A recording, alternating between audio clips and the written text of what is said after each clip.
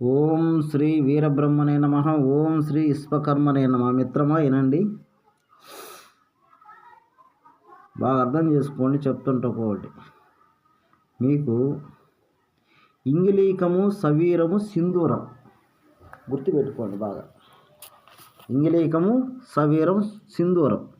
ఈ సింధూరాన్ని ఎలా చేయాలి అంటే, ఇంగిలీకాన్ని ముందు మనం ఏం చేయాలి, కట్టుకోవాలి. ఎలా కట్టుకోవాలి? సీస సింధూరంలో కట్టుకోవాలి. ఇంతకుముందు సీస సింధూరం చెప్పుకున్నా, దాంట్లో ఇంగిలీకం కట్టుకోవాలా. తర్వాత సవీరం కట్టుకోవడం మీకు చెప్పున్నా, సవీరాన్ని కూడా బాగా కట్టుకోవాలి.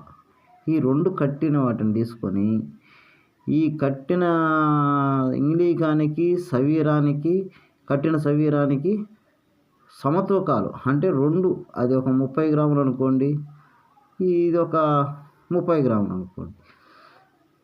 30 గ్రాములు అనుకోండి. ఇది ఇంగిలీకం 30 గ్రాములు, సవీరం 30 గ్రాములు, 60 గ్రాములు అయింది. ఈ 60 గ్రాములకు 8 రెట్లు అంటే 8 ఆర్లు 48, 480 గ్రాములు. 480 గ్రాములు గంధకం తీసుకొని, ఈ గంధకాన్ని కోడిగుడ్డు తెల్ల సొనతో బాగా నూరాలి. ఏది గంధకాన్ని నూరి, ఈ ఇంగిలీకము సవీరం ఉంది కదా,